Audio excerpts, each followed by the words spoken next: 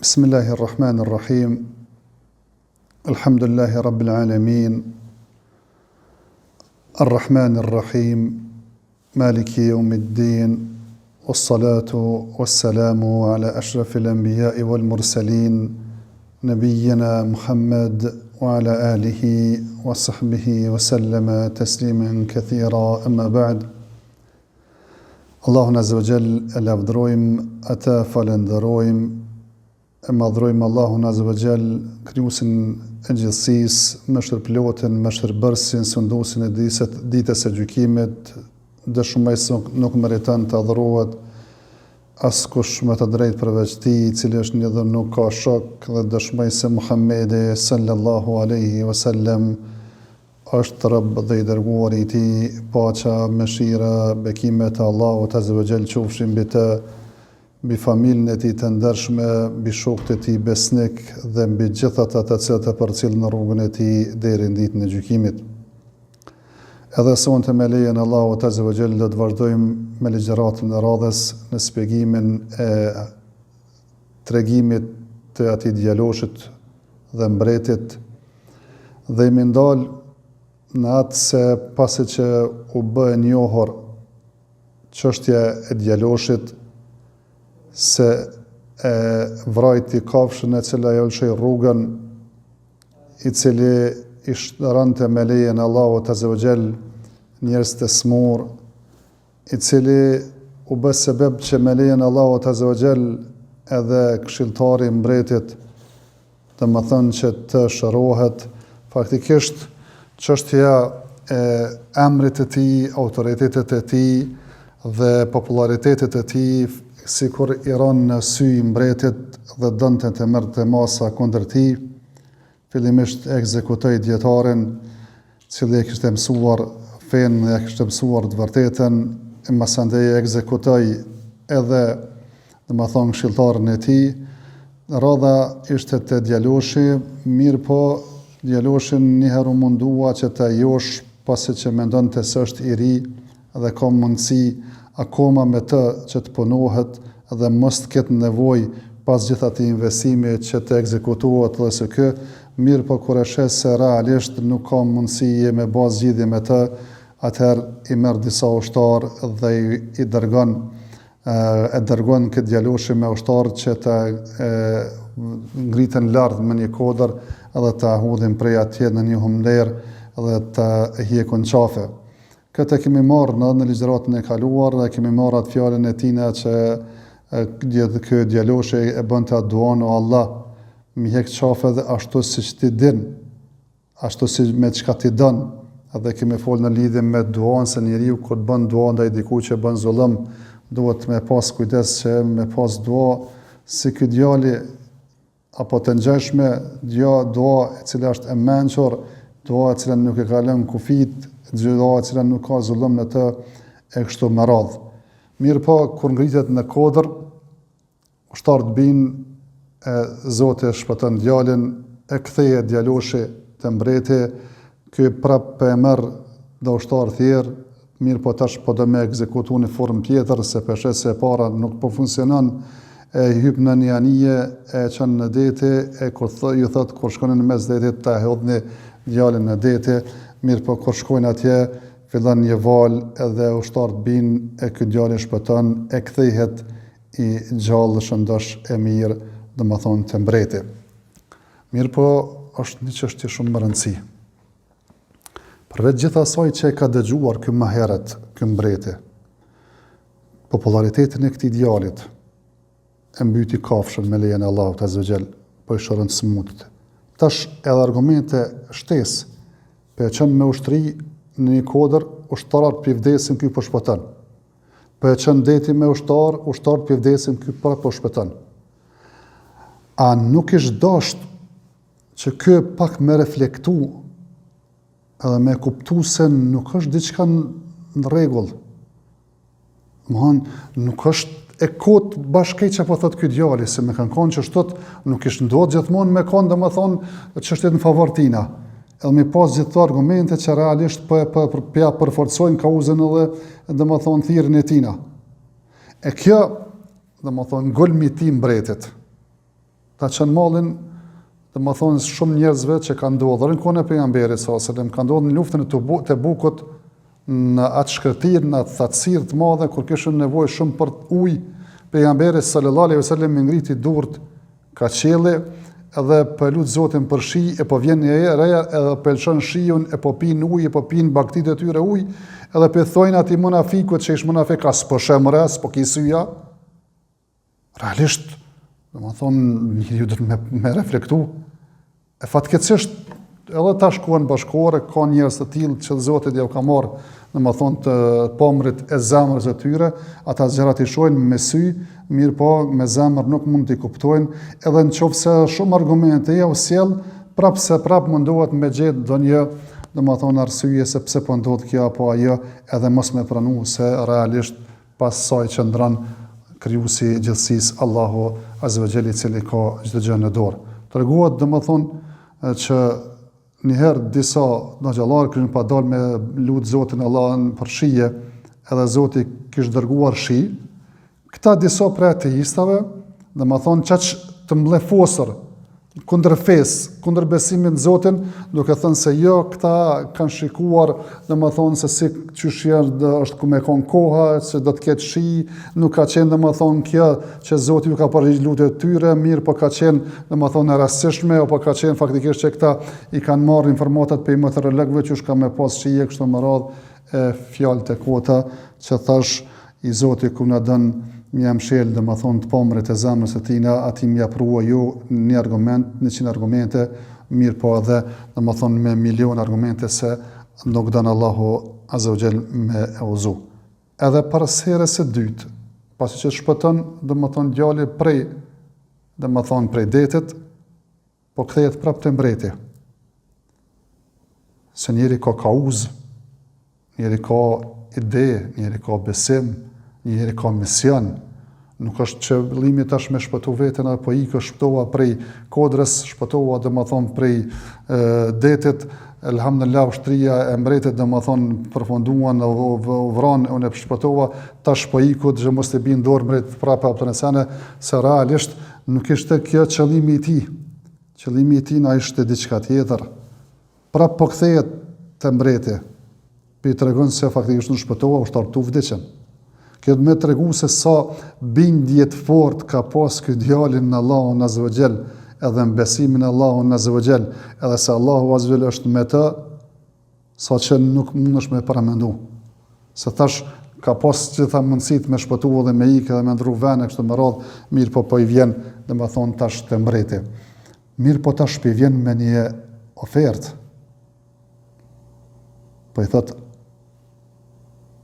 në qovë se ti kështu të s'ki mu mytë. Qovë se dhe mu mytë, dhe me bëhat që të urdhreju në ty. Thot i mbledh këtë njerëzit në një, dhe më thonë, shesh, edhe mu më vjerë në një dru, edhe e merë një shëgjet pe i këllëfit tem, edhe më hëgjun duke thënë në emër në Zotit të këtij djalit. Në emrin e Zotit të këtij djalit. Që çfarë bindje? Pi thot ti ka të ki, më mytë s'mundesh më mytë mu. Se mu ma ka shpirtin Allahu Azza nuk ma ki shpirtin të ndorë. Qoftë se dënë më mytë. Mbledhe këtë njerëzit në shesh. Merë edhe dëmon vjerëm në një dru. Edhe merë një shëgjet timen, edhe thuaj në emrin e Zotit të idealit, edhe më gjuaj. Në emrin të Zotit këtij idealit. Më herët, kër e kemi spjeguar këtë tregim, kemi thonë se ai këshilltari, i cili u shëru me lejen e Allahut Azza wa Jall, kur e pyeti mbreti, ai i tha se çka ndodhi, kush shëroi, thotë më shëroi Zoti. Thotë ki fjalën për mua, thotë jo Zoti im dhe Zoti yt. Se në realisht edhe ky si faraoni kishte llogarit veten si Zot. Tash ky djali po i thot me diçka që e sfidon kauzën e tina, edhe pretendimet e tina se realisht ti po thu që je Zot, unë po them që s'ki mu myt, pa thonë në emër të Zotit gjithfuqishëm, Zotit këtij djalit, që faktikisht nuk jetin loj hiç, nuk jenë llogari hiç, nuk jem të bëja sop ty hiç, faktikisht është të folë diçka tjetër. Pra thjesht atë çështjen kryesore që e ka pasaj, atë autoritetin edhe atë friksimin që u ka bën njerëzve se unë jam Zoti juaj, unë e kam shpirtin juaj në dorë, unë kam doje vrag, kam doje ja pjetë kështu më radh, me çato po e sfidon pikërisht. Mirë po çysh po e sfidon? Nëse po e sfidon në një rreth ngushtë, po e sfidon që realisht me këtë çështje që ja hedh të poshtë domethënë çështjen e autoritetit të tina, po thot mbledhin njerëz në shesh. Që njerëz me të pa edhe me dëgju çka po fol edhe me e ndodh kë ekzekutim. Që faktikisht me në logjikën e sodit me ardhi dikush me ta bë këtë ofertë. Me thonë që shto të daqë më këtë punë, do të me bave që kime e shkel me dy këmbë ato, do më thonë, pretendimet tua. Ti kime thonë tja, po bën mahi me mua, a jetë të luti me mua. Faktikisht ti po dënë që unë me bash i qarë diçka që bjen ndesh me idejt e mija, me pretendimet e mija. Realisht që shto të mendon njeriu i cili është i kthjellë në mendje. Mirë po, këta cilët kanë pushtet dhe autoritet, e kësët jenë shumë dashuruar pas pushtetit dhe autoritetit. Këtu në Zoti jau që rrën sy që shtot dëmon faktikisht jau sfidon çështjet që janë bazike tyre edhe nuk i kuptojnë autën. E për atë thojnë shembull e ka Ibn Qayyimi tregon njerëzit që ka mundësi me pas vëlla, ka mundësi me pas shok, ka mundësi njëri i rrit me to. Mirë po e shes si të merr një pozitë, një pushtet, fillon me ndrua dhe nuk e njeh. Se fatkeqësisht ç'është çështja e pushtetit, që realisht njeriu e bën që faktikisht me ndrua dhe me ndal pe vetvetja e tina, edhe ndoshta ndonjëherë dhe çështjet shumë të thjeshta mos me i pa edhe me ik, ndoshta i kupton, domethënë kur domethënë ai e hupat pushtet apo jet pa të. Edhe kështu vepron. Mbreti i mbledh njerëzit në shesh, e vendos këtë djalin në një dru, e merr një shëgjet pej këllëfit ti, thot bismillah, në emër të Zotit, në emër të këtij djalit, edhe e gjun, edhe e vran këtë djalin. E vran. Mirë po tash po du munal për këtë djalin, se qysh po e mëson këtë djali mbretën që me e vra ato. Kjo tash do të më na lind disa pyetje neve që më bëmë me mendua se çfarë ideali pat këtë djali me vra veten. Thjesht me i tregua që me vra veten, se ka vra këtë djali veten, po me i tregu rrugën se qysh me vra këtë. Se realisht njerëzit në këtë botë ka njerëz të cilët kur të pyetsh pse jeton, thot jetoj me hangër me pi, mu dëfry. Hanë e pin e dëfreje qka me jetu. Faktikisht gati që to njëjtë gjëra i bojnë edhe bota shtazore. Nuk ka ndonjë ideal në ndonjë qëllim, më thonë se për çka jeton, për çka hanë, për çka pin, për çka dëfrojet e kështu më radhë. E ky djali do të me qenë mësim edhe për një muslimanëve se njerëzit do të me pas ideal. Ideali besimtarit është që realisht thjesht me hangër me pi,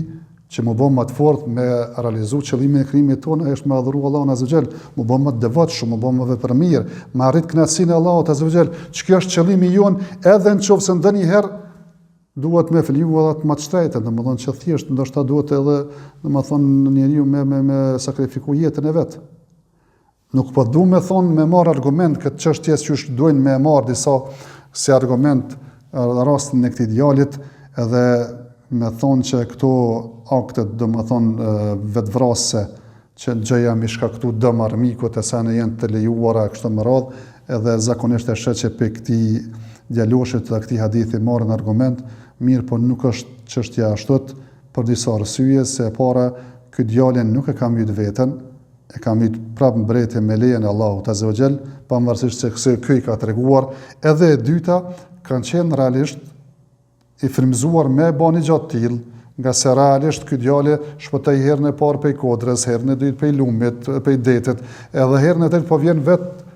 tregon që realisht djali është i frymzuar, nuk është duke fol me amendsime, me analiza që shpesh din me dal, domethënë edhe koti, edhe me dal të dështuara. Mirë po të fol i frymzuar prej atij i cili faktikisht është i gjithdijshëm me i ka gjërat në dorë, e që i bie që rrjedhimisht vepra e tina është bëm me lejen të Allahut, me frymzim gaj, për shkak rezultatet që ka pasuar pas saj, nga se realisht të gjithë ata që ishin në shesh realisht e besuan dhe u bën musliman dhe besuan atë të djalit, me Zotin e djalit dhe besimin e djalit dhe thanë amen bi rabbil gulam, besuam në Zotin e djalit, edhe kështot janë ata njerëz të cilët i shohin argumentet e qarta, domethënë edhe kanë ato shumërinë e pastërt, ata nuk hezitojnë, ashtu si nuk hezituan ata magjistarët në kohën e Musës a.s. Realisht ata kur i pon argumentet, edhe pse vetë ishin magjistar, edhe ishin përzgjedhur nga magjistarët, mirë po kur e pon se ajo me çka erdhi Musa është diçka përtej magjisë, nuk është çështje magjie njerëzore, mirë po me të vërtetë është mrekulli që Allahu xhel ja ka dhënë këtij pejgamberi për ta besuar njerëzit, nuk hezituan për një asnjë moment dhe besuan. Njëjtë vepruan edhe ata që kishin ato shumërinë e pastërt dhe thanë se besojmë, domethënë në Zotin e këtij, domethënë djalit. Mirë po, shejtanët janë dy llojesh, shejtan nga njerëzit e shejtan nga insanët. Çdo herë këta që kanë autoritet e kanë domethënë në prezencë të tyre, në shoqërinë e tyre, këtë shoqërinë e këshilltarëve të këqij, shejtanëve të cilët i urdhërojnë për të keq, edhe këtë mbret, ashtu si domethënë Firaunin, a i thëshin Firaunit etadharu Musa wa qaumahu liyufsidu fil ardi wa yadharaka wal alihatak. A pe leni Musën me shpëtue edhe popullin e tina, edhe me bosh rregullimin tokë, edhe ai m'ia ulon Zotin dhe me ulon juve, domethënë hjek qafes. Tash njëjtën logjik, qysh ja kanë ndodh, i kanë përshprit në vesh Firaunit, po i përshpritin këtij mbretet dhe pe i thonë se a do me ilon ti këta me shpëtua? A do me dhlon domethënë që faktikisht me eca, faktikisht ndodhe ajo që faktikisht ja kanë pas frikën që njerëzit me besue edhe e udhëzuan që domethënë me hap, domethënë hendeqe, me dhjedh zjarr në to, edhe me i hedh një nga një besimtarët derisa ka ardhur ajo gruaja e cila kishte fëmijën e saj, domethënë për xhiri, edhe heziton, domethënë kur vjen radha e sajna, mirë po djali domethënë flet edhe i thot shko e nona ime se domethënë bë sabër se ti je në të vërtetën. E ky djali që ka folë në djep është një prej 3 djemve që kanë folur domethënë në historitë njerëzimit, është rasti i parë i Isës alayhis salam, kur i ka lindur Mariemja, e cila nuk ishte e martuar, e të cilën e akuzonin se e ka sjellur nga domethënë një martesë apo një marrëdhënie jashtë martesore, nga se nuk ka domethënë burr, edhe përçmonin duke thënë se as nëna as baba jot nuk kanë qenë të tillë, e ti çka bëre kështu më radh. Allahu azza si fëmijë e ngrit Isën alayhis salam me i treguar se është domethënë i dërguar i Allahut azza wa jall dhe robi i tij që Allahu azza wa jall i ka dhënë librin edhe e ka bërë të sjellshëm me nonën e vet. Fëmia i dytë është ai rasti i Xhurejxhit, domethënë ai njeriu i devotshëm i cili adhuronte Allahun azza wa jall, saqë një ditë një nona e vet i vjen edhe i thraket në derë, rastin është ata të marrëm dhe të shpjegojmë një herë më gjërësisht, edhe ai ishte me dyshja të përgjigjet nënës, atë vazhdon namaz, e thjesht vazhdon namaz, e bën një dua që të sprovuat domethënë me atë se realisht njerëzit e akuzojnë, domethënë për immoralitet, vjen domethënë një grua aty edhe pretendon se ky është fëmia që e ka me Xhurejxhin, mirë po si fëmijë, domethënë kur vinë me shkatru shtëpinë Xhurejxhit dhe kështu me radhë, ai flet dhe thotë se unë nuk jam djali i domethënë këtij robi të Xhurejxhit, po jam djali i një bariut, edhe rasti i tretë është rasti i kësaj gruaje në kohën, domethënë e këtyre personave të cilët thash kanë jetuar, kanë besuar dhe janë flijuar për islamin e tyre, për bindjen e tyre. Vetëm për me përfundu, isha nal me dy çështje se këtë rast, domethënë çështjen e këtyre hendeqeve